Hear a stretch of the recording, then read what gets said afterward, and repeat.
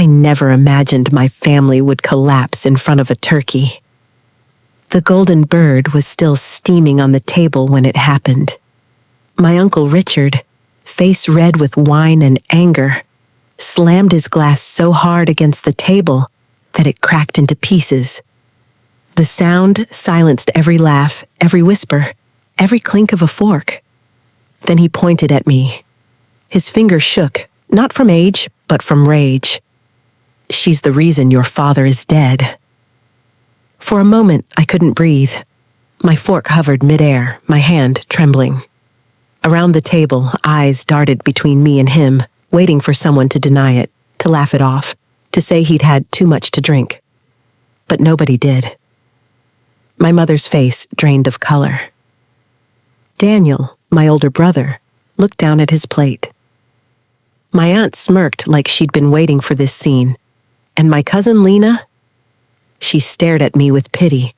I wanted to speak, but the words stuck in my throat. Richard leaned closer across the table. His voice was low now, almost a hiss. "You all protect her. But she knows what she did." The silence grew unbearable. The candles flickered. My chest felt tight, like the walls of the dining room were closing in. Finally, my mother whispered, "Richard, please." But he didn't stop. "He's gone because of her," he said again, louder, pounding the table. My heart pounded with it. I wanted to shout back, to demand proof, to remind him that it was his brother who had died, my father, and I was grieving, not guilty. But something in the way my mother avoided his eyes froze me. Did she know something? I stood up, my chair scraping loudly against the floor. "Say it to my face," I demanded, my voice cracking. Richard's lips curled into a bitter smile. "Oh, I just did." Everyone's appetite was gone. Plates sat untouched. The turkey grew cold. The smell of roasted chestnuts and cranberry sauce turned nauseating. And then, as if nothing had happened, Aunt Margaret dabbed her lips with her napkin and said, "Pass the potatoes, will you?" That was worse than the accusation, because it told me one thing. They had talked about this before. My world tilted that night. The family I thought I knew, the people I believed would defend me, were strangers. I wanted answers, but more than that, I wanted to know why now? Why on Thanksgiving? Why in front of everyone? Maybe he wanted to humiliate me. Or maybe, just maybe, he wanted to force the truth into the open. And yet, what truth? I glanced at my mother again. She still couldn't look at me. That hurt more than Richard's words. Before you get too comfortable, like this video and subscribe, but only if you truly enjoy these stories. And tell me where you're watching from. I want to see how far this story travels. As I sat back down, pretending to ignore the burning stares, one thought echoed in my mind. If Richard was lying, why wasn't anyone defending me? I didn't know it then. But this accusation was only the beginning. The glass may have shattered that night, but by the end, my entire family would too. My brother Daniel clears his throat and says quietly, "She doesn't deserve to know." Daniel's words hit me harder than Richard's accusation. She doesn't deserve to know. My own brother, the one who used to shield me from bullies, who used to sneak me extra marshmallows when Mom wasn't looking. He couldn't even lift his eyes from his plate as he said it. "What do you mean by that?" My voice cracked, half anger, half fear, but he didn't answer. The clink of cutlery resumed like nothing had happened. Laughter rose awkwardly from the far end of the table where my cousins whispered, trying to fill the unbearable silence. My mother forced a smile, but her hands shook as she poured herself another glass of wine. I excused myself, heart pounding, and slipped toward the kitchen. I needed air, space, anything to escape the suffocating heat of that dining room. That's when I heard them. Richard's deep growl and Margaret's sharp whisper.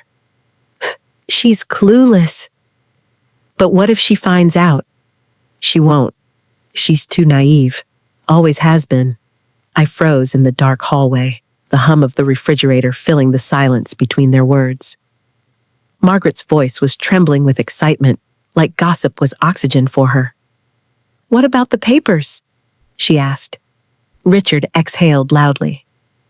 "They're safe. Harris won't talk unless we push him. And believe me, I'll push him. The family lawyer. The man who handled Dad's estate. The man I trusted." My chest tightened. Were they talking about inheritance? Or something bigger? Something tied to why Richard had accused me? Margaret giggled softly, then lowered her voice again. "But she'll ask questions." "She always does. What if she connects the dots?" "She won't," Richard said firmly. "Not until I make her." A shiver ran down my spine. I pressed my hand against the wall to steady myself. Every word was a dagger. They weren't just angry with me, they were plotting. The door creaked slightly as I shifted my weight. Margaret gasped. "Did you hear that?" "Probably the old pipes," Richard muttered. But his tone carried suspicion. I backed away quietly, careful not to let the floorboards betray me, and slipped upstairs to my childhood room. My old posters still clung to the walls. The scent of dust and nostalgia surrounded me, but tonight, it felt foreign, unsafe. I sat on the edge of the bed, hands shaking. What papers were they hiding? Why was Uncle Richard so confident? And why did my brother, my blood, say I didn't deserve to know? Downstairs, laughter suddenly erupted again, forced and brittle. The clink of wine glasses, the scraping of forks. To anyone outside, it would sound like a normal Thanksgiving dinner. But I knew better. Behind the laughter were secrets waiting to explode. I grabbed my phone and scrolled through old texts from my dad. His last message to me glared back. "We'll talk after the holidays. There are things I need you to understand," but he never got the chance. Tears blurred my vision. The timing was cruel. He had been planning to tell me something, and now Richard was twisting it into an accusation. A knock broke the silence, soft, hesitant. "Clara?" It was Lena, my cousin. I opened the door cautiously. Her eyes darted down the hall before she slipped inside. "You shouldn't have heard what he said," she whispered. "But I did," I snapped. "What do they mean? What are they hiding?" She hesitated, her hands twisted together nervously. "Uncle Richard says your dad wasn't who you thought he was. He told my mom you'll find out soon enough." My heart dropped. "What does that mean?" But before she could answer, Margaret's voice rang from downstairs. "Lena!" "Don't go filling her head with nonsense." Lena flinched and ran out, leaving me with nothing but dread. I sat back on the bed, whispering to myself, "Dad, what did you keep from me?" If Richard was bluffing, he was playing the cruelest game. But if he wasn't, then my life was about to unravel piece by piece. And deep down, I felt something I couldn't admit to anyone yet. I was terrified he might be telling the truth. A text buzzes on my phone. It's from an unknown number. "Ask your mother about October 12th. If you overheard your relatives whispering about secret papers, would you confront them right away? Or wait to see what they do?" The message glared at me on my screen. "Ask your mother about October 12th. October 12th, the night before my father died." My stomach twisted. Whoever sent it knew something I didn't. I barely slept that night.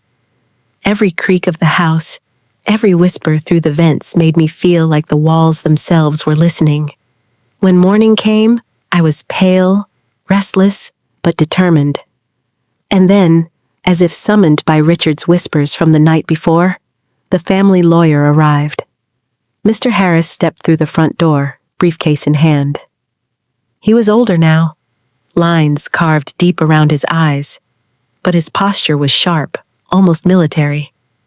He greeted everyone with a polite nod, but when his gaze landed on me, it lingered too long, as if he was carrying words he couldn't say. Richard wasted no time. He clapped Harris on the shoulder like they were old war buddies. "We might as well get this over with," he barked. "No sense dragging our feet." My mother's hand tightened around her teacup.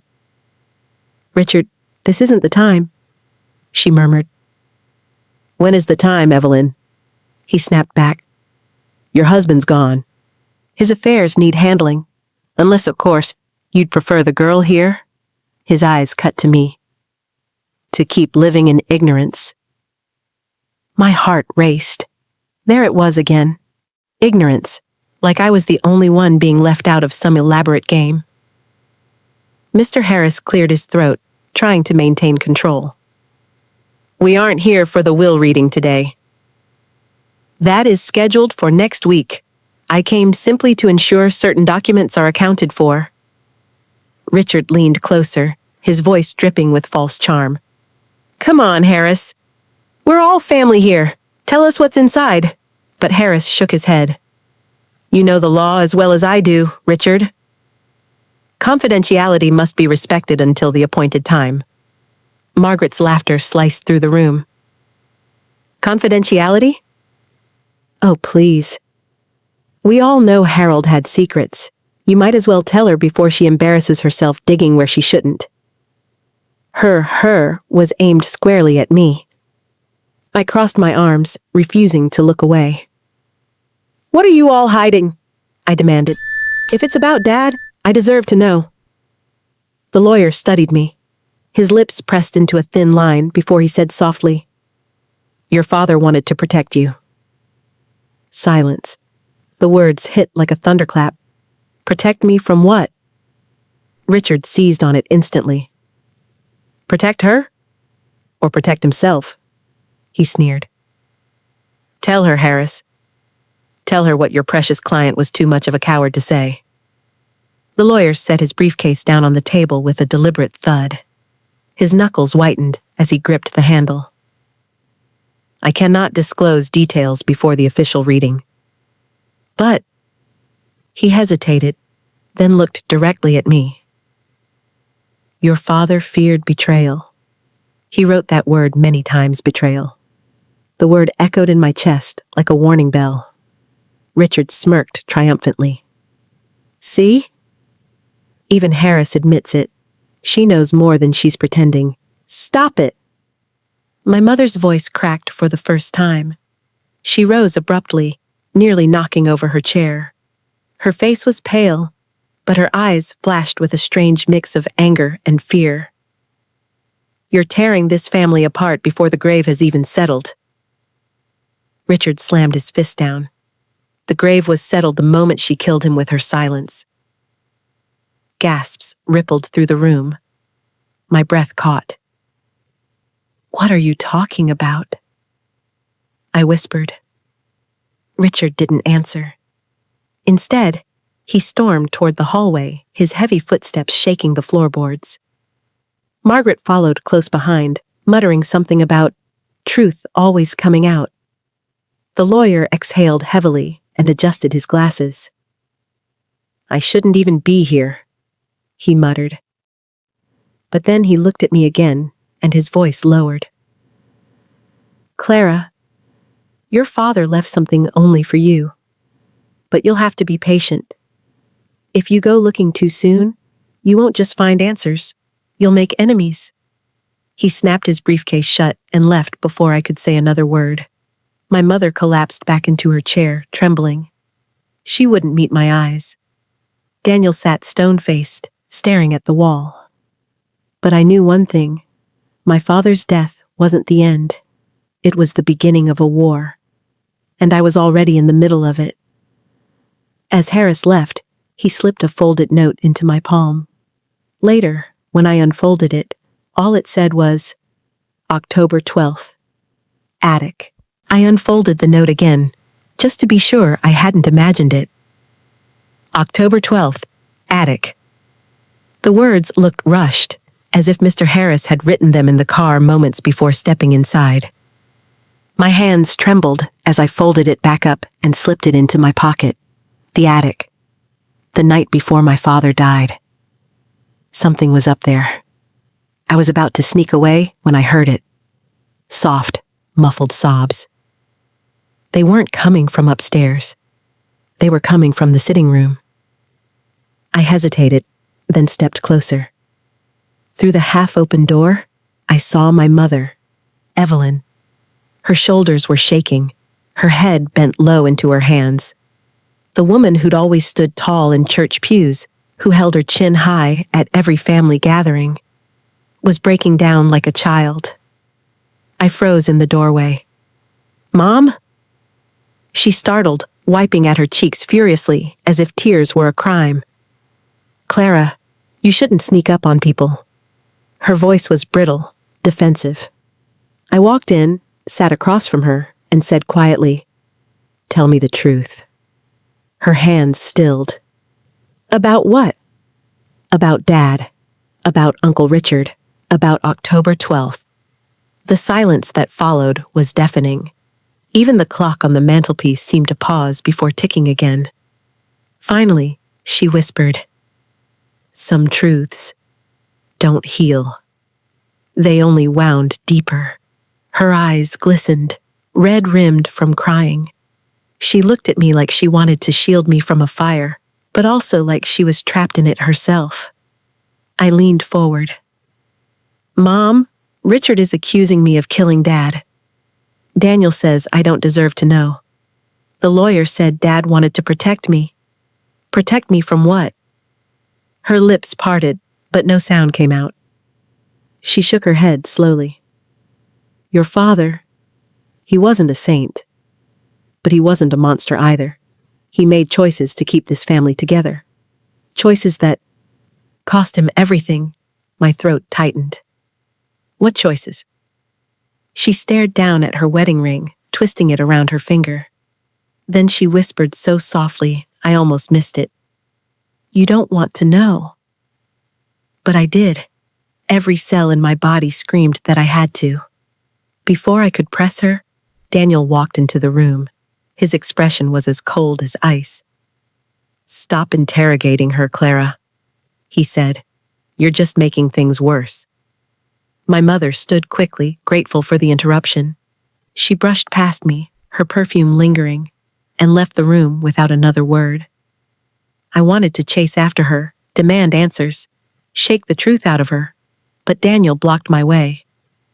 "Why are you digging?" he asked flatly. "Because I need to know what happened to Dad." His jaw tightened. "Knowing won't change anything.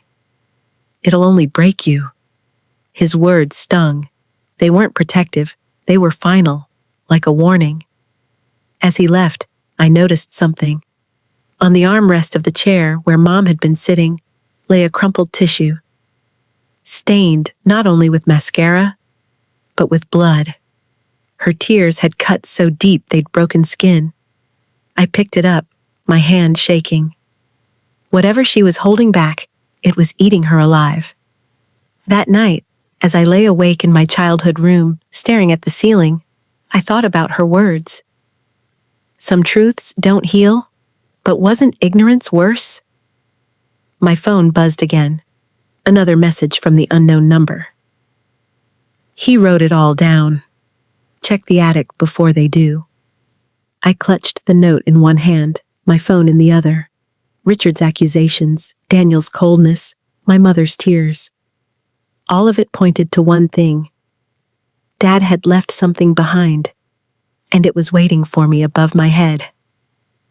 The next morning, I climbed the creaking attic stairs, flashlight in hand, only to hear someone already moving around up there. "Do you think Daniel is trying to protect me, or protect himself?" The attic stairs groaned under my weight. Dust floated in the beam of my flashlight, swirling like restless ghosts. My heart pounded so hard I was afraid whoever was up there could hear it. I froze halfway up, straining my ears. A faint rustle, the scrape of wood. Someone was already searching. I took a deep breath and pushed the hatch open. The heavy air rushed down, carrying the smell of mothballs and old cedar. "Who's there?" I whispered. The light caught him, my brother, Daniel. He spun around, startled, a box in his hands. His face was pale, guilty. "What are you doing here?" I demanded. He set the box down too quickly, dust exploding around it. "I could ask you the same thing." I climbed the last steps, my knees shaking, and pointed at the box. "What is that?"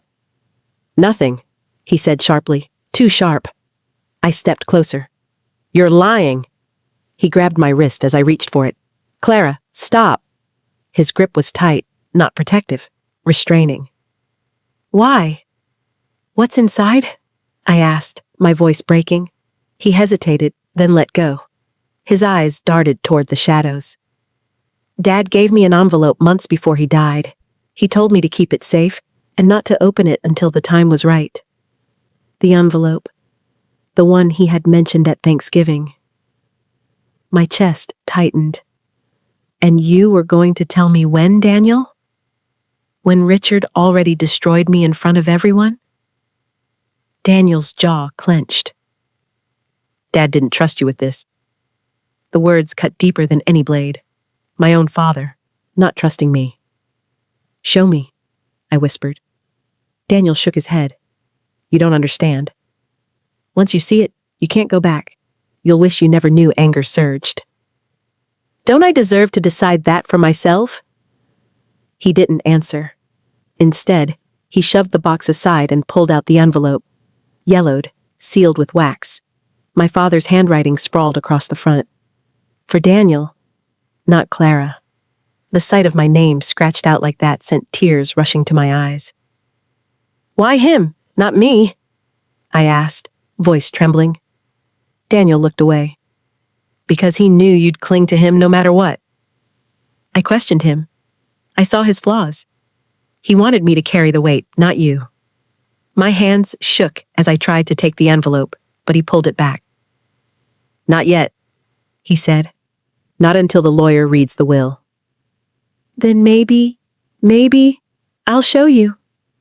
Rage boiled in me. "You're siding with Richard, aren't you? You think I'm guilty, just like him." Daniel's silence was worse than any denial. I turned to leave, my throat tight, my heart shattered. But before I stepped down, I spotted something half buried under a pile of old quilts. A corner of leather peeking out. I bent quickly and pulled. It was my father's journal, thick, worn, pages brittle with time. Daniel lunged forward. "Clara, don't—" But I already had it in my hands. I flipped it open. The first page was neat, precise. "If I die suddenly, it won't be chance." The words blurred as tears filled my eyes. Daniel ripped it from me, slamming it shut. "Stop! You're not ready for this." I stared at him, breathless. "You knew." His lips tightened. "I know enough. And if you're smart, you'll stop digging." I stepped back toward the stairs. "You sound just like him." The air between us crackled. For the first time in my life, I realized Daniel wasn't on my side. He was guarding secrets for someone else. As I descended into the darkness, his voice followed me, cold and final. "If you open doors you're not meant to, don't be surprised when they slam shut on you." Later that night, I heard Daniel in his room, whispering on the phone. "She's getting too close. We can't let her find October 12th. I didn't sleep. Not after hearing Daniel's voice through the thin walls. "She's getting too close. We can't let her find October 12th. The words echoed in my head like a curse. We? Who was we? Richard? Mom? Both? By morning, the house felt colder. The laughter of Thanksgiving had vanished, leaving only a fog of suspicion. I wandered outside just to breathe air that didn't feel poisoned. That's when I saw her, Mrs. Cole. Our old neighbor was tending her frozen rose bushes across the fence. Her back was bent with age, but her eyes were sharp as ever. She spotted me and waved. "Clara, darling." "Come here." I forced a smile and crossed over. Her garden smelled faintly of damp earth, even in November. "You look tired," she said, studying me closely. "Family keeping you up?" Her words nearly broke me. I laughed bitterly. "Something like that." She leaned on her cane, lowering her voice. "I shouldn't say this, but after last night, I think you deserve to know what I saw." My chest tightened. "What do you mean?" She glanced toward the house, then back at me. "Years ago, before your father passed, I often saw your uncle visiting, late at night, too late for brotherly chats." The ground seemed to shift beneath me. "You mean he and my mom?" Mrs. Cole's eyes softened. "I don't know what they did behind closed doors, but I know what I saw. He was at that house when your father wasn't." More than once my throat went dry. It wasn't proof, but it was enough to poison every memory of family dinners, every handshake between brothers. Mrs. Cole touched my hand. "Your father was a proud man, Clara. He must have known. Men always know." I shook my head. "Why are you telling me this now?" Her lips pressed thin. "Because Richard is stirring the pot. And when men like him stir, they don't stop until the whole stew boils over." "Be careful, darling." I wanted to thank her, but my voice wouldn't come. My world tilted further. My uncle sneaking into my home at night. My mother's tears. Daniel's silence. Richard's rage. Pieces of a puzzle were falling into place, but the picture they formed was one I didn't want to see. I walked back inside, my shoes crunching on frosted grass. The warmth of the house felt suffocating. Mom was in the kitchen, humming a tune as if nothing were wrong. Her hands stirred soup, steady as stone. I stood there, staring at her. Was Richard here, when Dad wasn't? The spoon clattered against the pot. She froze. Her shoulders stiffened. "Who told you that?" "Mrs. Cole," I said firmly. "She saw him." More than once, Mom turned slowly, her face pale. "That woman gossips too much." I stepped closer. "Is she lying?" Her silence was louder than any confession. My heart hammered. "Tell me the truth." Her lips trembled, but instead of answering, she whispered, "Clara, stop digging. Please." For your own good, I wanted to scream, to shake her, but Daniel appeared in the doorway, eyes cold as steel. "Leave her alone," he said. "You're tearing this family apart." I spun on him. "No, Daniel. The lies are tearing us apart, not me." He didn't flinch. He just stared, then muttered, "You're too much like him." "Him who?" I snapped, but he walked away before I got an answer. That night, lying awake again, Mrs. Cole's words echoed in my mind. Your father must have known. If he knew about Mom and Richard, maybe his journal held the rest. Maybe October 12th wasn't about me at all.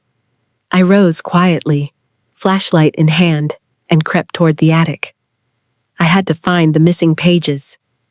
But when I reached the hatch, the ladder was already pulled down. Someone was up there. Again.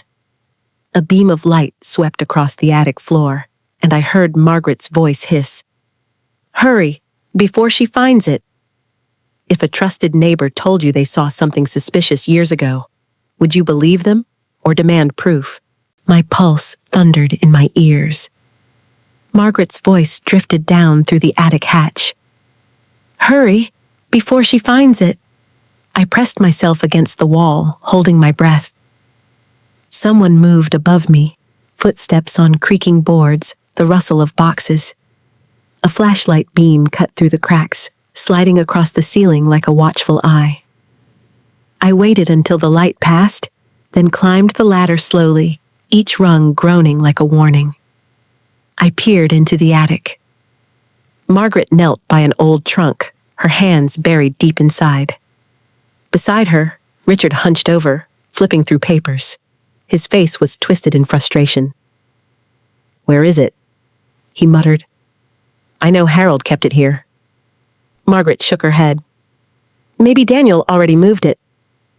My heart hammered. They were searching for the journal, the very thing Dad had left behind. I ducked back into the shadows, but the ladder betrayed me with a loud creak. Richard's head snapped around. "Who's there?" Before I could retreat, Margaret's flashlight blinded me. "Clara," she hissed. "Spying again?" I forced myself up into the attic fully, squaring my shoulders even as fear clawed at me. "What are you hiding?" Richard sneered. "Ask your mother." The same answer, always deflecting, always circling around her. I marched past them, kicking up dust, and yanked open a chest in the corner. My fingers brushed leather, thick, worn, a journal, my father's. Richard lunged forward, but I clutched it to my chest. "Touch me, and everyone will know you're hiding something," I snapped. For once, he froze. His jaw tightened. Margaret tugged at his sleeve. "Leave it. It's better if she destroys herself with it." He shot me one last glare before retreating down the ladder, muttering curses under his breath. Margaret followed, whispering, "You'll regret this, girl." And then it was just me, the dust, and the journal. I opened it with shaking hands. The handwriting was unmistakable, my father's strong, deliberate strokes. The entries began mundane: business meetings, harvest reports, notes about the weather. But then, a shift. Words circled in ink darker, heavier than the rest. "I don't trust him anymore." Evelyn avoids my eyes. "If anything happens, it won't be an accident." I swallowed hard. The entries blurred, but I forced myself to keep reading. One date made my blood run cold: October 12th. "He came again tonight." Same whispers, same threats. Evelyn says nothing, but her silence is louder than his shouts. Daniel knows, though he pretends not to. I fear Clara will be left in the dark when the storm comes. My chest tightened. He had written my name. He had known this was coming. The last page ended abruptly, mid-sentence. "If I die." The paper was torn, ripped clean out. I searched frantically through the journal, but the missing pages were gone, ripped away deliberately. My flashlight flickered, and I heard footsteps again, this time on the stairs below. Daniel's voice called softly, "Clara." "Put it down." I snapped the journal shut, hugging it to my chest. "You knew." His eyes gleamed in the dim light as he stepped into the attic. "I tried to protect you. But now you've made yourself a target." "From who?" I demanded. He didn't answer. Instead, he reached into his pocket and pulled out the same envelope I'd seen before, sealed with wax. He held it out. "Read this," he said quietly. "Then you'll understand why Dad didn't trust you." My fingers trembled as I reached for it, but before I could break the seal, my phone buzzed. Another message from the unknown number. "Don't trust your brother. The missing pages are in Margaret's hands." I looked up at Daniel. His face was unreadable. Who was lying to me, and who was about to destroy me? Daniel whispered, almost pleading, "If you open that envelope, everything you believe about Dad will die with it." I couldn't breathe. Daniel's words clung to me like smoke. "If you open that envelope, everything you believe about Dad will die with it." I didn't sleep that night. The journal lay on my nightstand, its torn edges mocking me. The envelope stayed sealed in my drawer, whispering like a ghost. My phone buzzed once, another message from the unknown number. "Don't ask Daniel, ask Richard. He knows who you really are, who I really am." The words chilled me deeper than the November wind rattling the windows. At midnight, I couldn't take it anymore. I crept downstairs, journal clutched in my hand. The house was silent, save for the ticking clock in the hall. But I knew where he would be. Richard. He always smoked on the back porch when the world was asleep. I opened the sliding door quietly.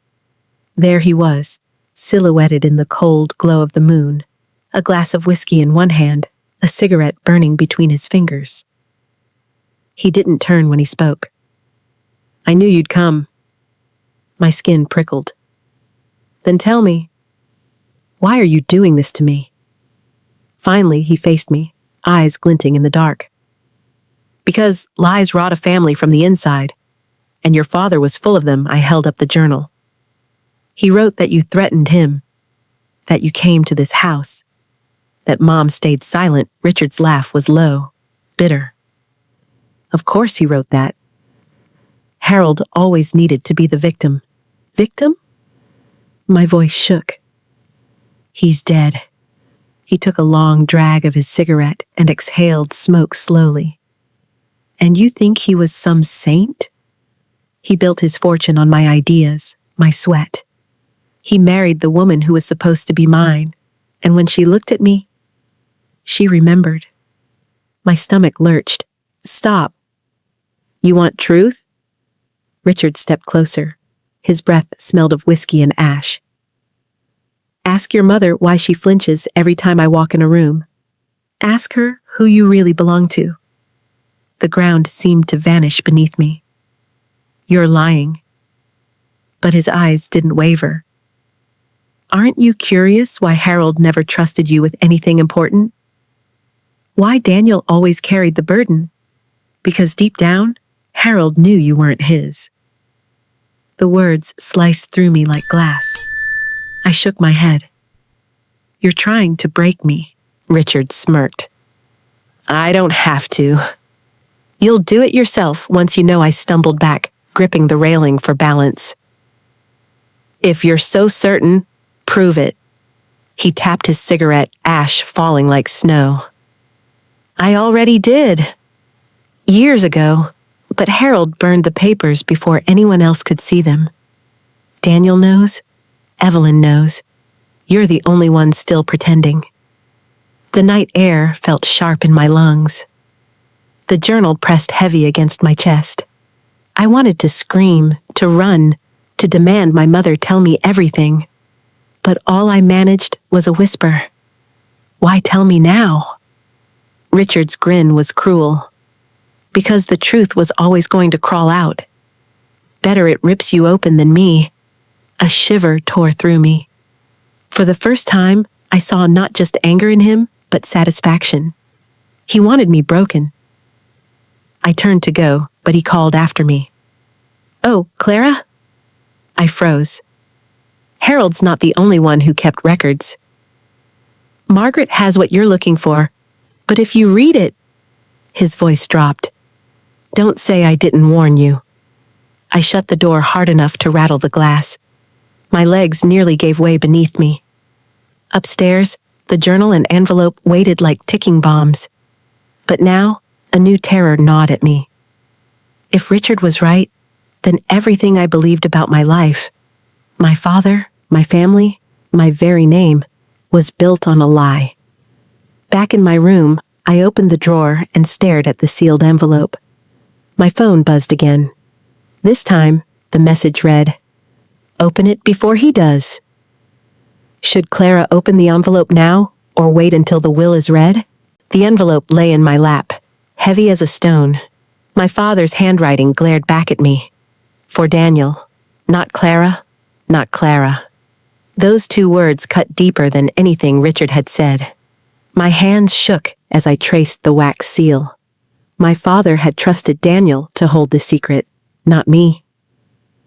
Why? Because he thought I was weak? Or because the truth wasn't meant for me at all? The phone buzzed again. Another message from the unknown number. "If you wait, he'll destroy it. Open it before dawn." I couldn't stall any longer. My nails dug into the wax until it cracked. The flap tore.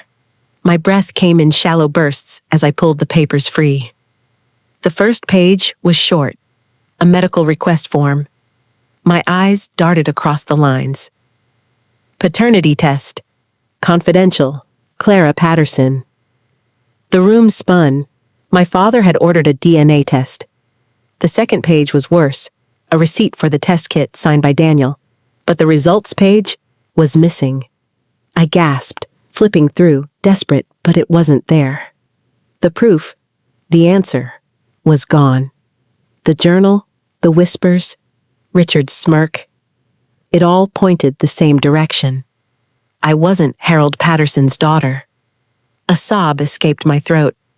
My chest ached like it was splitting apart. I clutched the papers, crumpling them in my fists. The door creaked.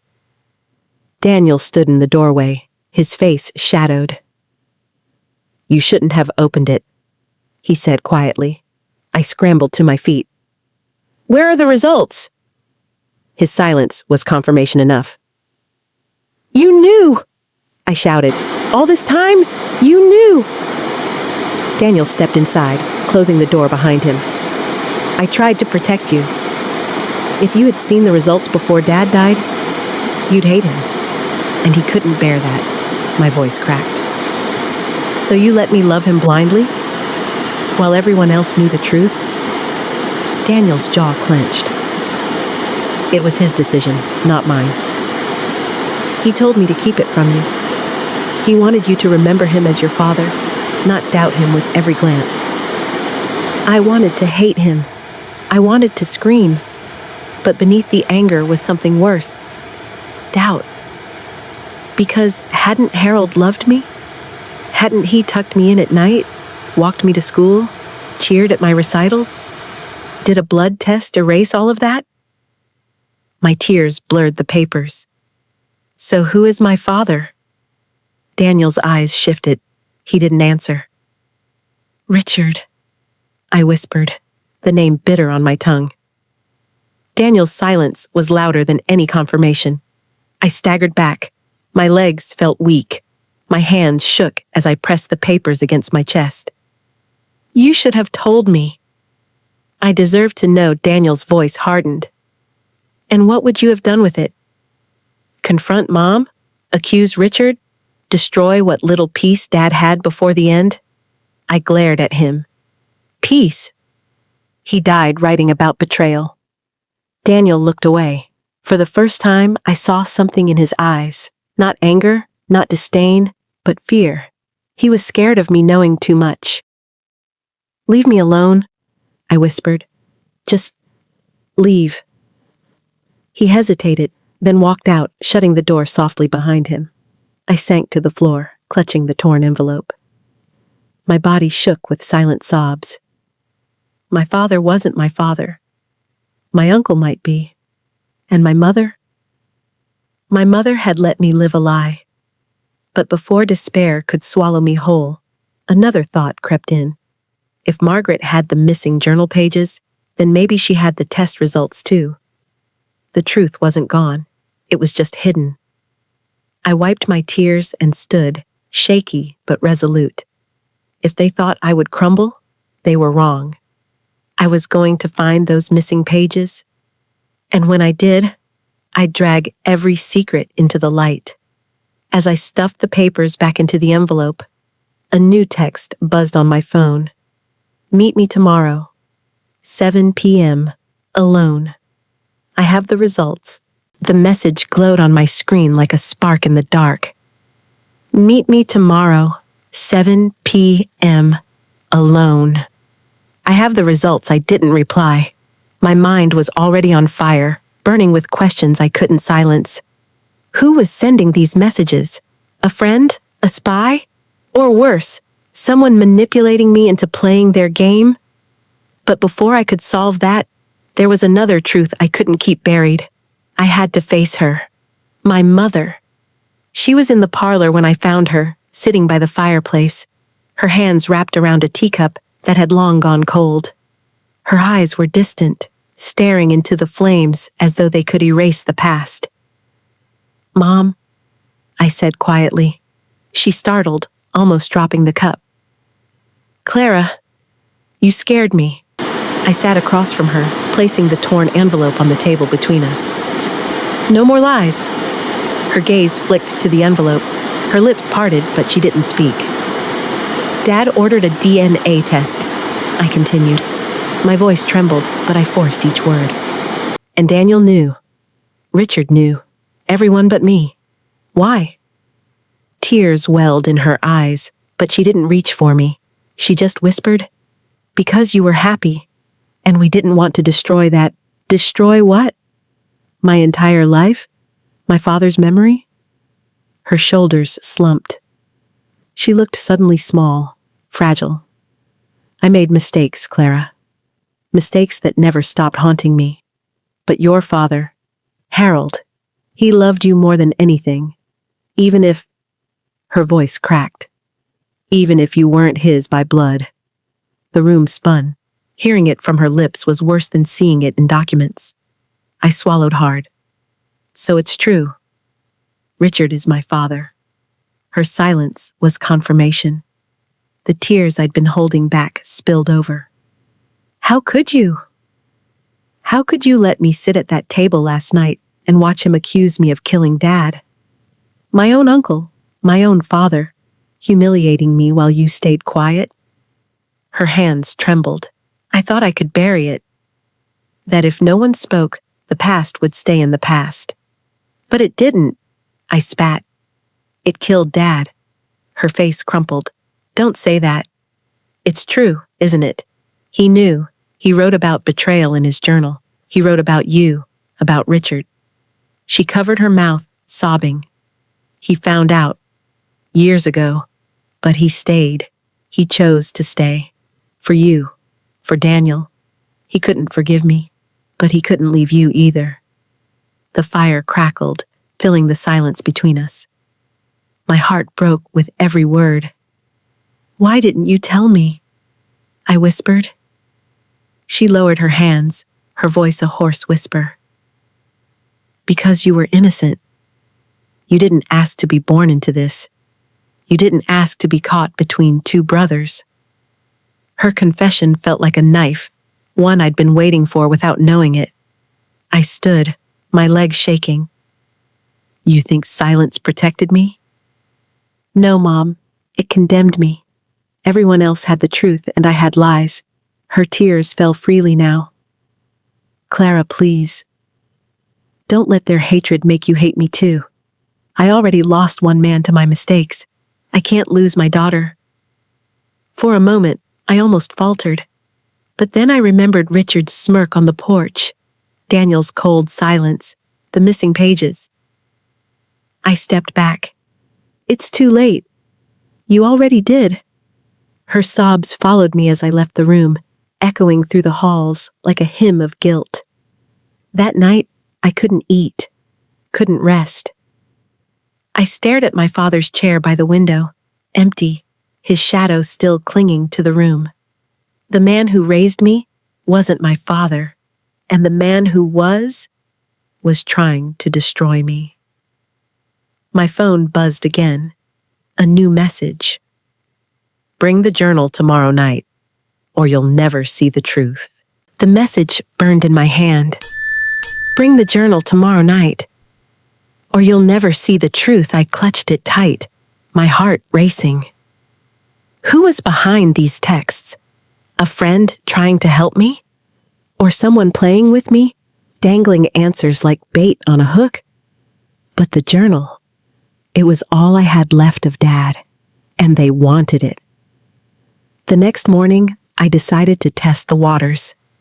Margaret was in the kitchen, humming off key, while slicing fruit like it had personally wronged her. I set the journal on the counter with a thud. Her eyes flicked to it, and her smile curled. "So, you found it?"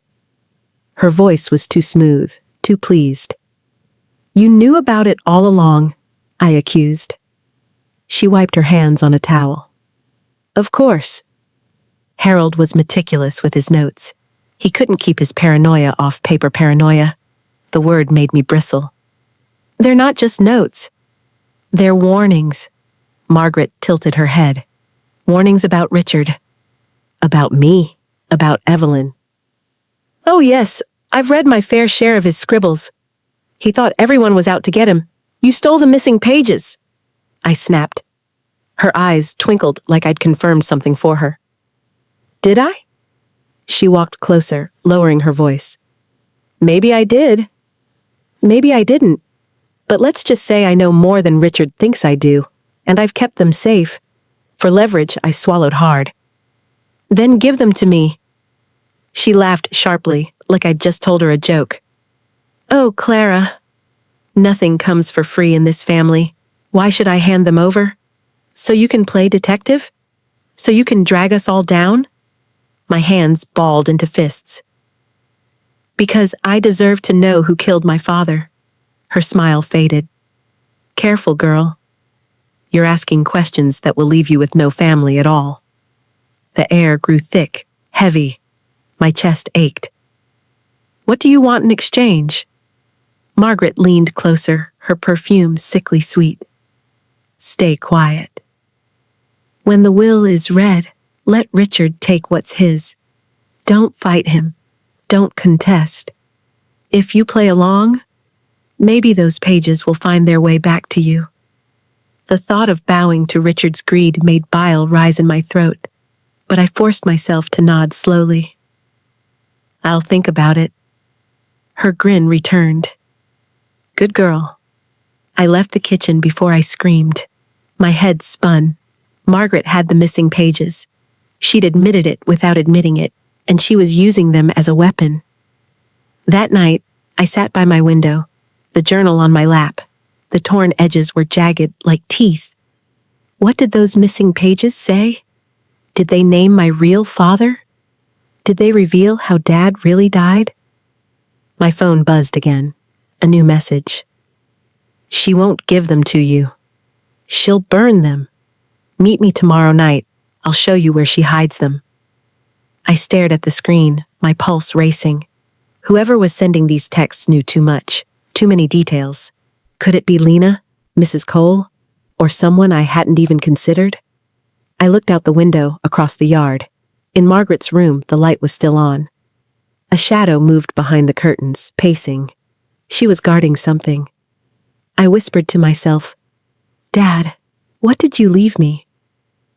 The journal felt heavy in my hands, but heavier still was the choice before me. Do I obey Margaret and let Richard win?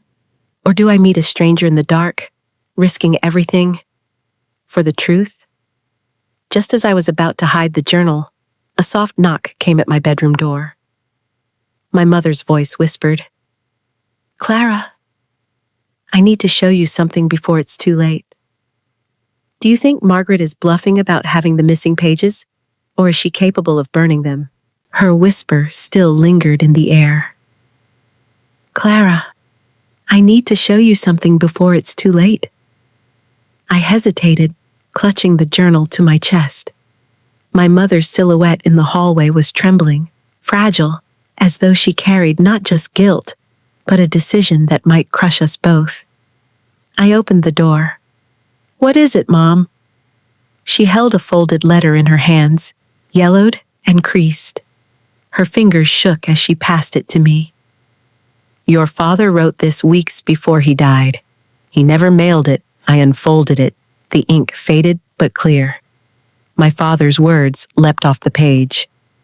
If you are reading this, I fear my time is short. Betrayal surrounds me. I no longer know whom to trust. Not my brother, not my wife. But I trust Clara. She is innocent of all this, though she may be forced to carry the weight. My breath caught. Innocent. He had written it himself. I looked up at Mom. Why didn't you give this to me sooner?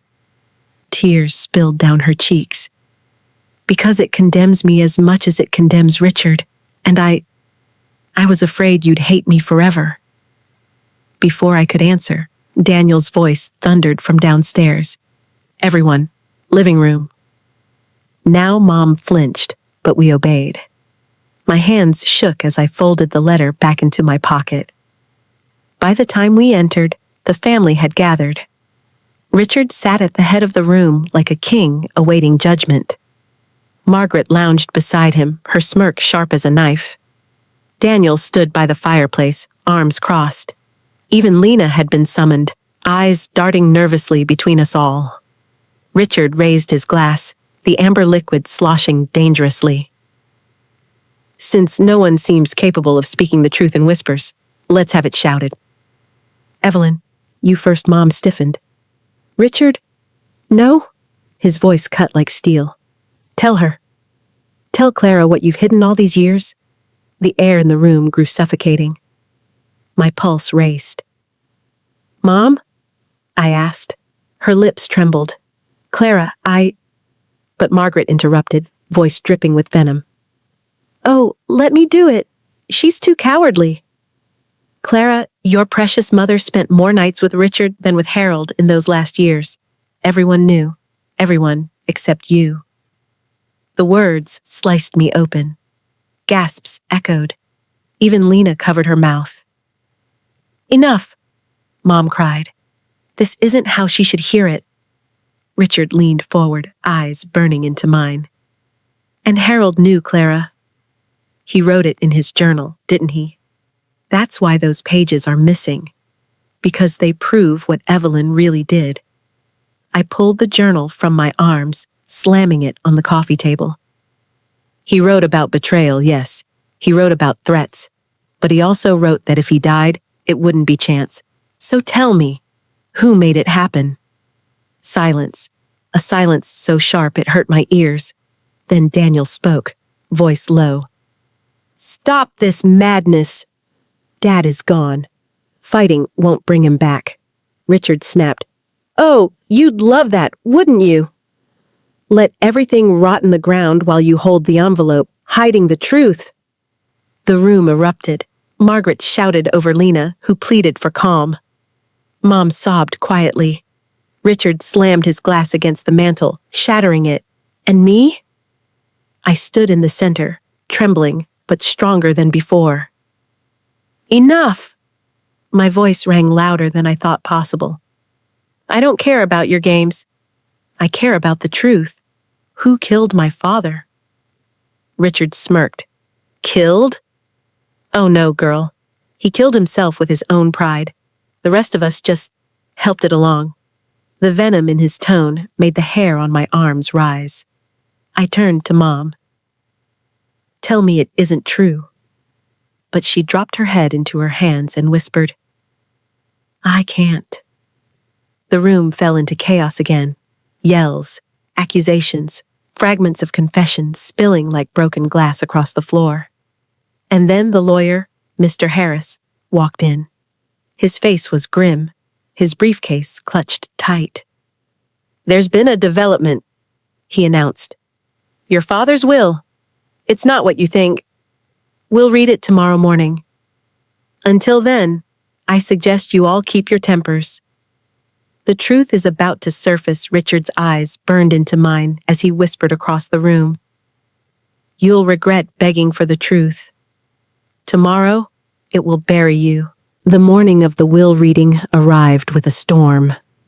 Rain lashed against the windows, thunder rolled like an ominous drum, and the air felt thick enough to choke on. It was as though the sky itself knew war was about to begin.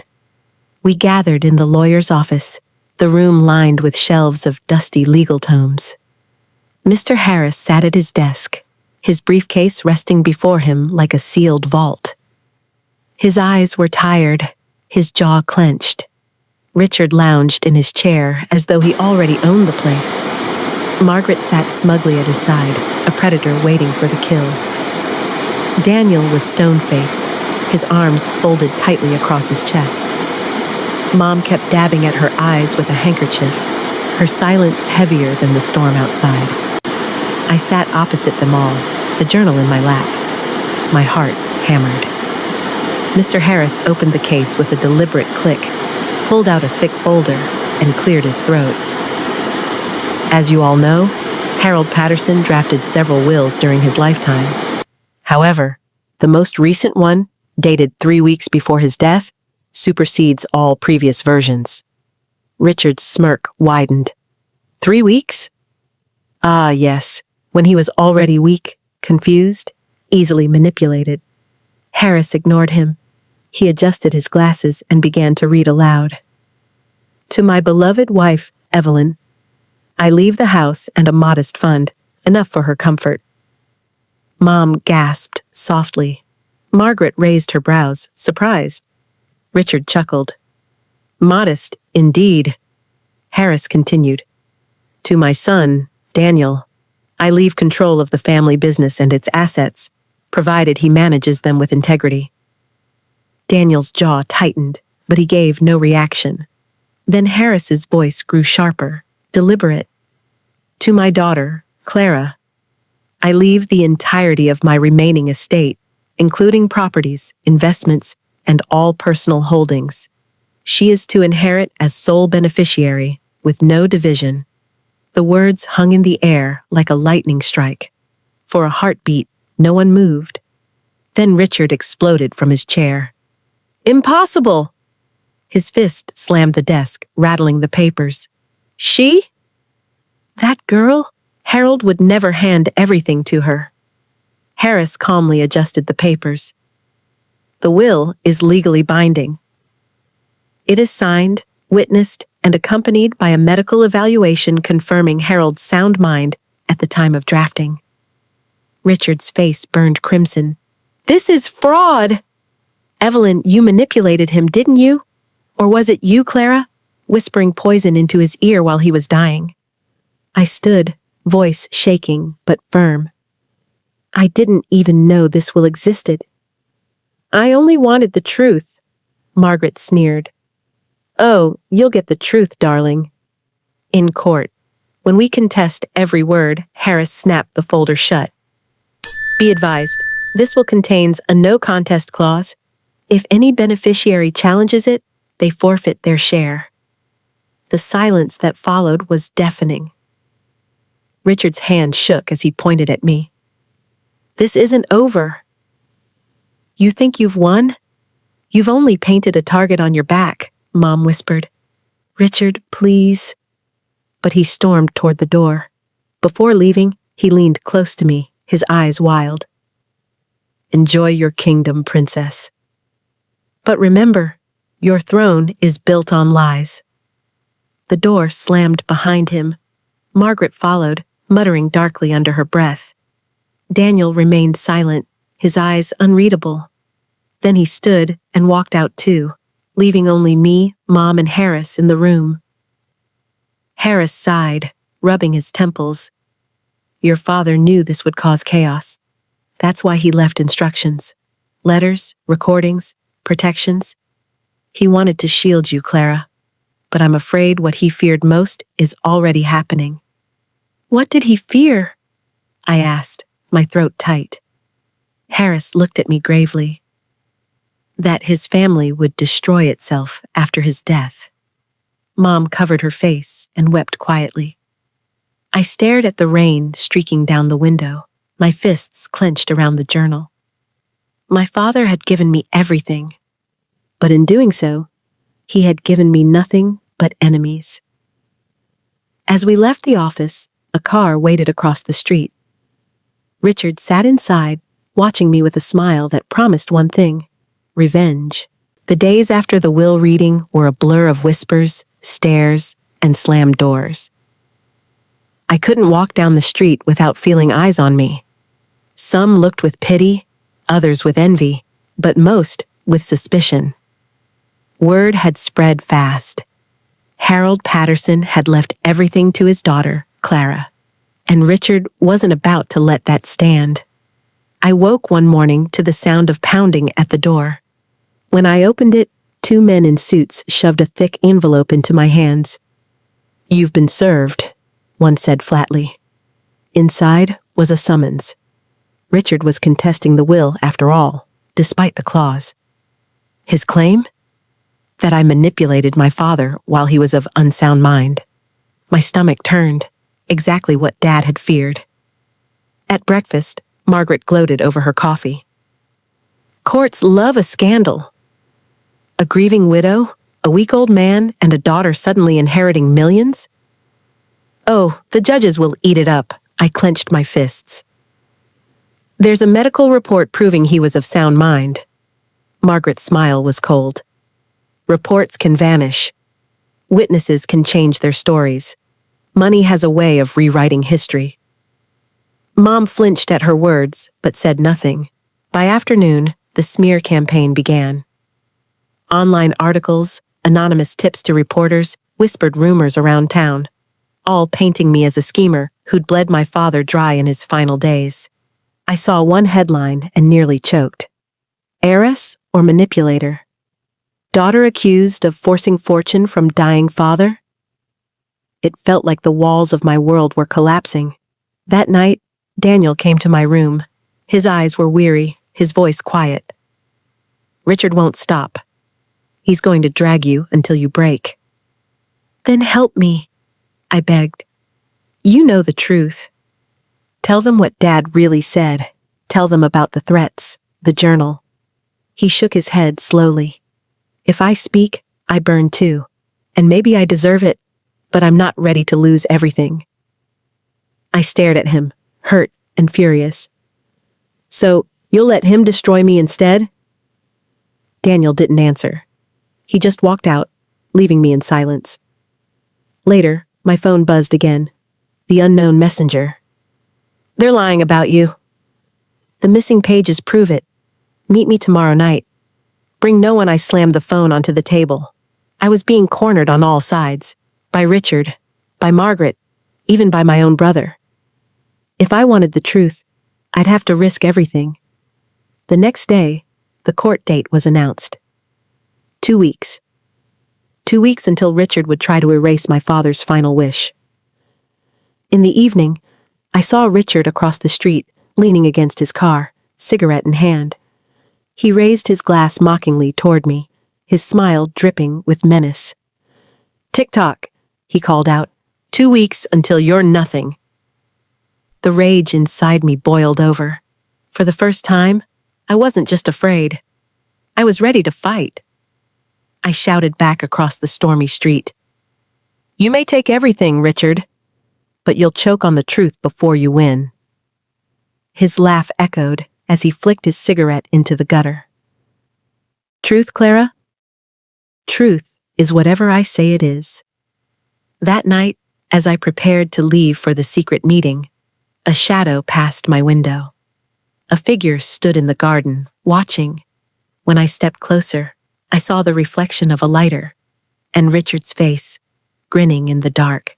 The night air was thick with rain and smoke. I stepped out quietly, the journal hidden in my coat, my heart pounding so hard I thought it might echo across the street.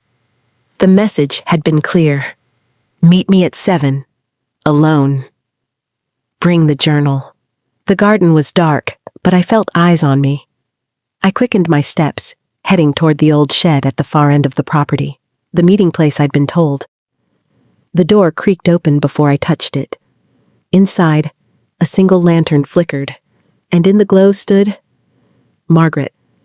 My chest tightened. You? You've been sending the messages? She smiled faintly, lifting a bundle of worn papers. The missing pages. You wanted them, didn't you? I froze. Why? Because, Clara, she said softly, Harold trusted me with the truth when no one else would. He knew his wife was unfaithful. He knew Richard was circling like a vulture. But most of all, she leaned closer, her eyes sharp. He knew Daniel wasn't the loyal son everyone believed. My blood went cold. Margaret shoved the papers into my hands. The ink was blurred, but the words were unmistakable. If anything happens to me, it will not be Richard's hand that delivers the final blow. It will be Daniel's, my own son. His greed is quieter but sharper. He resents Clara, resents my love for her. Watch him, I staggered back. No, that's not true. But the truth rang in my ears. Daniel's silence, his refusal to help, his fear, not grief. Why are you giving this to me? I whispered. Margaret's smile was bitter, because Richard isn't the only enemy. Sometimes, the ones closest to you twist the knife deepest. The shed door slammed open. Daniel stood there, rain dripping from his hair, his face pale and furious. "Clara, don't listen to her." I held up the pages. "Tell me she's lying." His jaw tightened. Dad was paranoid. He was sick. He wrote nonsense. "You know that? Then why did you hide the test results? Why keep me in the dark?" My voice cracked. Daniel's silence was the answer. Richard's laughter suddenly cut through the storm outside. He stepped into the doorway, blocking the light. "Ah, family therapy. Don't you love it? Harold's children tearing each other apart while he rots in the ground." His grin widened. "Go ahead, Clara." "Choose. Do you expose Daniel and destroy what's left of your family, or stay quiet and let me take it all?" The lantern flickered. My grip tightened on the journal, the missing pages crumpling in my fist. And then, I dropped them into the lantern's flame. The fire roared, devouring the words, the proof, the accusations. Margaret screamed. Daniel lunged. Richard laughed harder. I stood trembling, tears streaming down my face. No more lies. No more proof. If the truth destroys us, then let it burn with him. The papers turned to ash. The room filled with smoke and silence. Daniel stared at me, betrayal and relief warring in his eyes. Margaret cursed under her breath. Richard smirked, victorious. And me? I walked out into the storm, leaving them behind, leaving everything behind. The inheritance, the business, the family, all of it poisoned. Dad had wanted me to be free, and freedom meant walking away. I stood at the gates, rain soaking me to the bone. For the first time, I felt the weight lift. Not joy, not victory, but a hollow peace. Dad was gone. The family was gone. The truth was gone. But I was still here. And sometimes, survival is the only inheritance worth keeping. If you've stayed until the end, maybe your heart has felt something too. Leave a comment, hit like, and subscribe if you'd like to keep sharing these journeys with me.